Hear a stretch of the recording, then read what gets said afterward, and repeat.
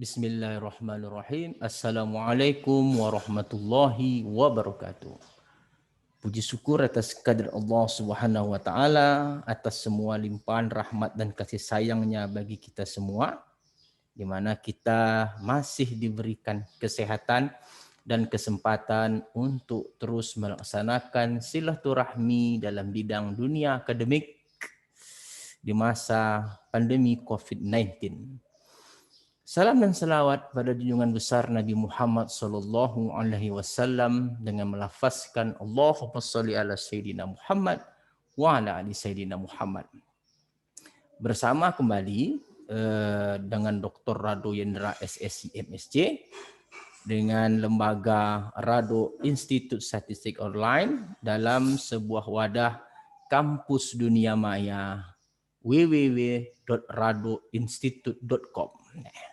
Pada pagi hari ini kita akan melaksanakan bincang-bincang ringan, bincang-bincang khusus dengan suatu topik yang menarik yang kita ramu dalam sebuah tools, sebuah konten di dalam www.radoinstitute.com dalam bentuk suatu pengabdian masyarakat. Nah, pada kesempatan kali ini kita akan mendiskusikan masalah suatu program yang baru diluncurkan oleh pemerintah di bawah Kementerian Pendidikan Nasional, yaitu program Kampus Mengajar. Nah, kita tentu bersyukur sekali dengan dikeluarkannya ide-ide terobosan-terobosan yang sangat baik sekali saya rasa, terutama kebijakan-kebijakan yang dikeluarkan oleh pemerintah melalui Kementerian Pendidikan, terutama untuk mengupgrade kemampuan mahasiswa kita.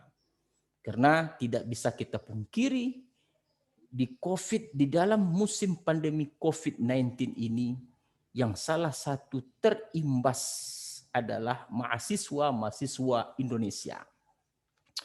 Untuk itu kita bersyukur kepada Bapak Menteri, dalam hal ini adalah Bapak Menteri Kementerian Pendidikan Nasional, Bapak Nadiem Makarim. Beliau mempunyai suatu gagasan yang sangat menarik, yaitu program Kampus Mengajar. Yang salah satu poinnya yang membuat saya sangat tertarik adalah bagaimana mahasiswa kita ini diaktifkan, difungsikan untuk mengajar anak-anak sekolah dasar, terutama di daerah 3T. Oke, di daerah perbatasan, di daerah tertinggal. Ini merupakan suatu kebijakan yang sangat mulia. Di samping mahasiswa itu dapat meningkatkan kemampuan skillnya dalam bidang pengajaran, dalam bidang yang lain-lain, juga dapat menyentuh bidang sosial mereka. Bagaimana mereka berinteraksi, bersosial di tengah masyarakat yang sangat membutuhkan uluran tangan mahasiswa-mahasiswa kita, terutama untuk membantu pemerintah dalam menyelesaikan atau mengurangi masalah risiko yang ditimbulkan oleh pembelajaran dalam masa pandemi COVID-19 ini. Ini patut kita syukuri dan patut kita bertanggung jawab bersama-sama mensukseskan program Kampus Mengajar ini. Saya sangat apresiasi sekali dengan program ini. Di samping mahasiswa dibina kemampuannya, diberikan pengetahuan luar, juga pemerintah menanggung beberapa poin biaya-biaya yang dikeluarkan. Pemerintah malah memberikan uang saku. Dan pemerintah memberikan bantuan UKT. Itu. Dan disetarakan dengan beberapa SKS perkuliahan. Bukankah ini merupakan suatu hal yang sangat menarik? Tentu saja sangat menarik. Dan kita patut bersyukur semua itu. Gitu. Nah sekarang, bagaimana cara dosen berpartisipasi untuk mensukseskan program kampus mengajar ini? Kalau mengizinkan jelas, dosen harus mengizinkan mahasiswanya untuk terlibat dalam hal ini. Karena ini merupakan suatu tugas mulia. Tapi ada yang lebih penting dari itu gitu. Bagaimana pihak universitas, dosen memikirkan cara mana mahasiswa dapat melaksanakan kegiatan program kampus mengajar tanpa ada risiko tertinggal pembelajaran. Nah, ini yang menjadi permasalahan yang wajib kita kotak-katik hari ini. Bagaimana dosen bertanggung jawab mendukung program kampus mengajar ini, mengizinkan mahasiswa terlibat di dalamnya, tetapi menjamin mahasiswa tidak ketertinggalan, tidak tertinggal dalam mengikuti perkuliahan. Nah, ini jadi masalah gitu. Nah, kalau begitu,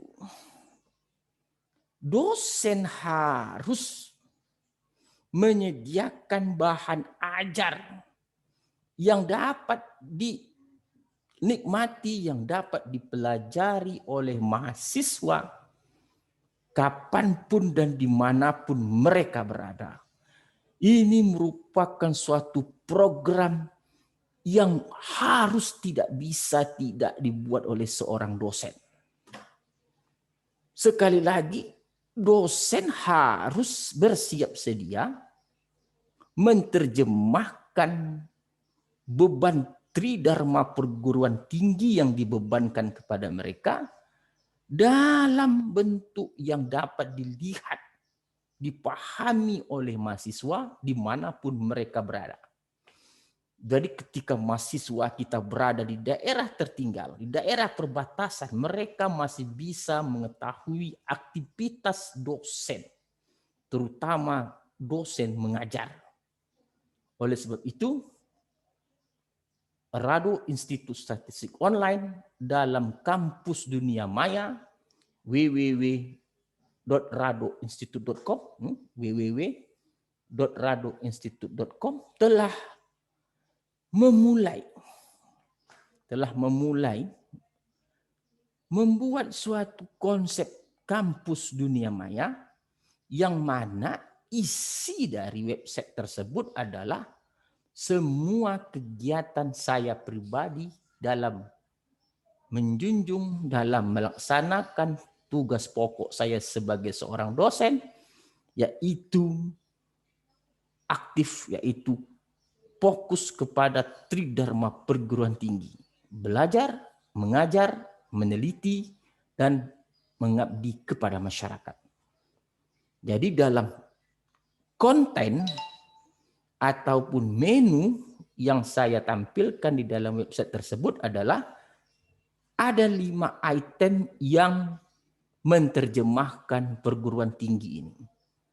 Dapat saudara lihat, klik dalam kampus dunia maya tersebut, apa saja yang saya tampilkan, bagaimana mengajar, bagaimana melakukan praktikum, bagaimana membedah riset, bagaimana melaksanakan tanya jawab kepada mahasiswa, dan bagaimana melaksanakan pengabdian masyarakat.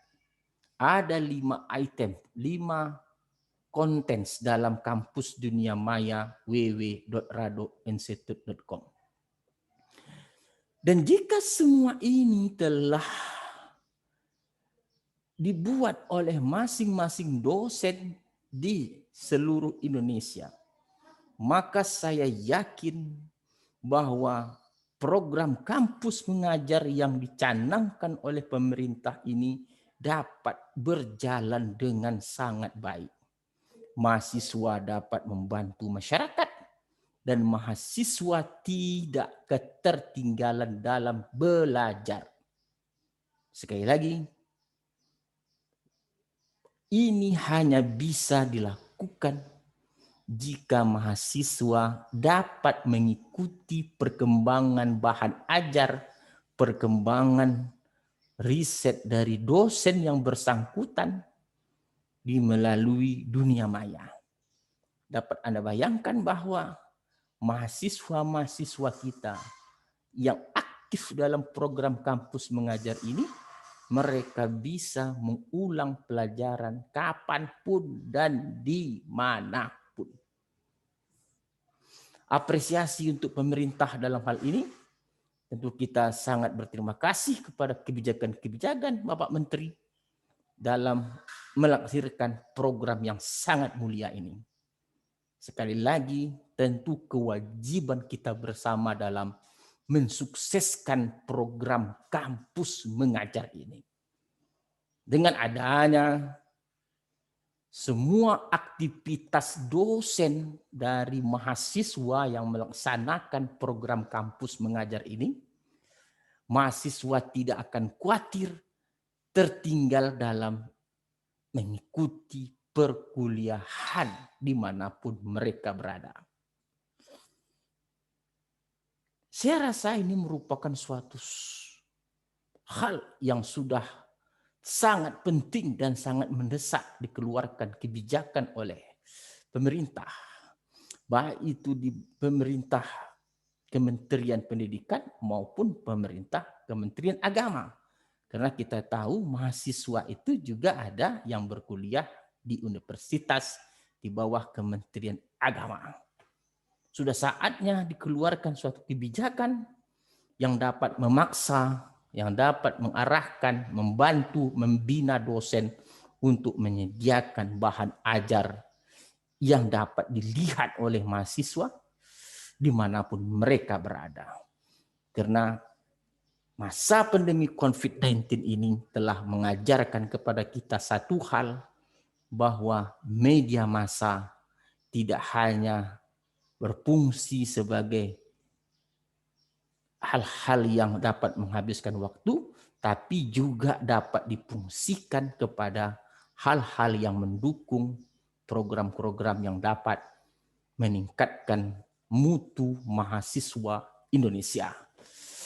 Sekali lagi, saya melalui lembaga Rado Institut Statistik Online dalam kampus dunia maya www.radoinstitute.com telah memberikan contoh bagi rekan-rekan yang memerlukan contoh atau ide bagaimana cara memanfaatkan media sosial ini untuk menerjemahkan hasil pemikiran seorang dosen dalam aktif untuk terlibat mensukseskan atau aktif terlibat bertanggung jawab kepada tupoksi masing-masing, yaitu Tridharma Perguruan Tinggi, yang akan bersama-sama mensukseskan program kampus mengajar.